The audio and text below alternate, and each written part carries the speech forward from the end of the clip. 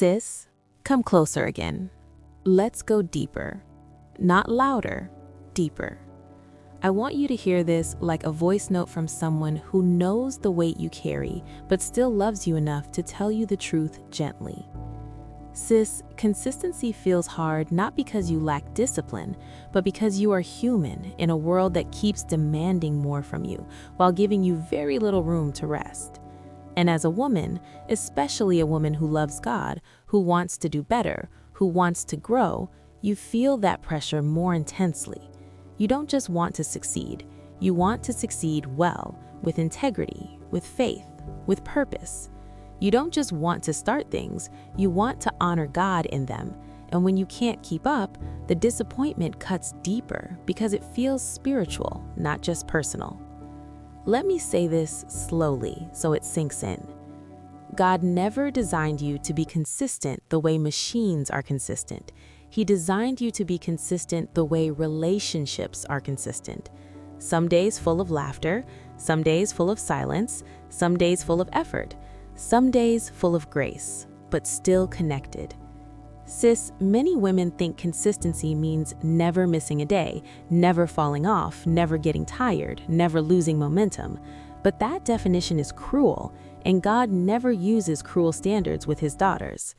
Consistency in God's eyes looks like choosing him again, even after choosing other things for a while. And before we go any further, I need you to release this lie, that other women are doing better than you. You see their highlight reels, their announcements, their steady progress, their "I wake up at 5 a.m. and pray for 1 hour" testimonies, but you don't see their tears, their skipped days, their doubts, their silent struggles. Sis, comparison will drain your consistency faster than laziness ever could. Because when you compare, you stop honoring your season, and seasons matter. There are seasons where you are building and God gives you strength to be disciplined. There are seasons where you are healing and God gives you permission to slow down. There are seasons where you are learning obedience and there are seasons where you are learning dependence. But we live in a culture, even in church spaces, that only celebrates output, not obedience, that only claps for visible progress, not quiet perseverance. Sis, God sees the days you wanted to quit but didn't. He sees the prayers you whispered when you couldn't pray long. He sees the times you showed up weak instead of not showing up at all. That counts. Let's talk about emotional exhaustion for a moment, because this is where many women lose consistency and don't even realize why. Sis, you are constantly processing. You're processing conversations, replaying words, analyzing tone, reading between lines, feeling deeply, caring deeply, loving deeply. And while that depth is a gift, it also means you get tired deeply. Some days you're not physically tired, you're emotionally drained. And emotional exhaustion makes discipline feel impossible. You don't lack willpower, you lack emotional replenishment. And here's where God meets you. God doesn't say, "Try harder." He says, "Come closer," because proximity to God restores what discipline alone cannot. Some of you are trying to force consistency without intimacy, and it's not sustainable. Prayer without relationship becomes a chore. Bible reading without connection becomes heavy. Service without rest becomes resentment. God never intended your walk with him to feel like pressure. Sis, do you know why Jesus often withdrew to lonely places? Even he needed quiet. Even he needed space. Even he rested. So why do you think rest disqualifies you? You were never meant to be consistent at the expense of your soul. And let's talk about the shame cycle, because this is what keeps many women stuck. You start strong, you miss a day, you feel guilty, you avoid God, you miss more days, you feel worse, you decide to start again next week. Sis, that cycle is not from God. God doesn't withdraw because you missed a day. He doesn't cross his arms waiting for you to get serious. He's not keeping score, he's keeping you.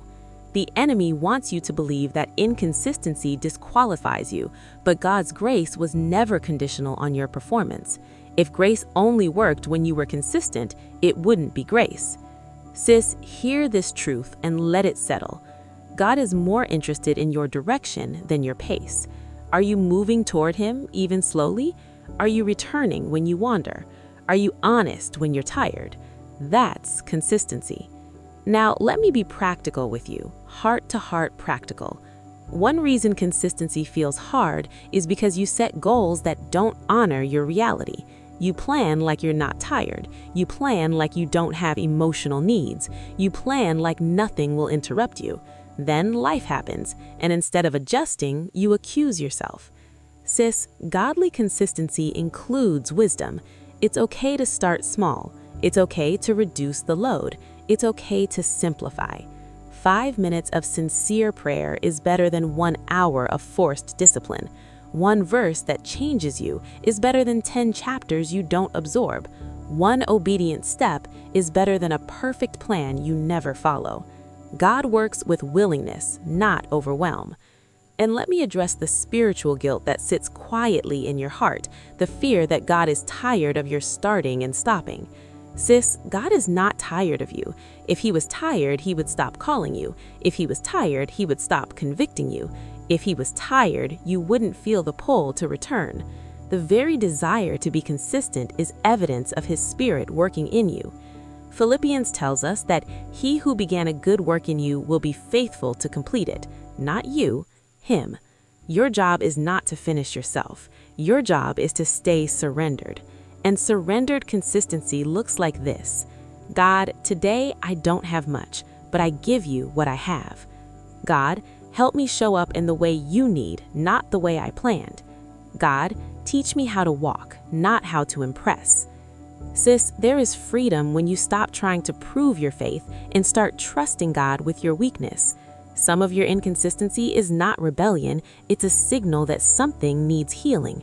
Some of it is exhaustion asking for compassion. Some of it is your soul asking to be seen. God listens to those signals. And finally, sis, I want to leave you with this truth, one you can carry with you on the days you feel like you're failing. Consistency is not about never falling, it's about never staying down. It's about choosing God again and again and again. It's about choosing God even when your hands are shaking. It's about trusting that His love doesn't decrease when your effort does. Sis, you are not behind. You are not late. You are not failing God. You are learning how to walk with Him as a woman, with emotions, with seasons, with responsibilities, with grace. And God is patient with learners. So today, don't promise God perfection. Promise Him presence. Say, God, I'm here. And let that be enough. I'm proud of you for wanting more. God is proud of you for staying soft. And sis, you're doing better than you think.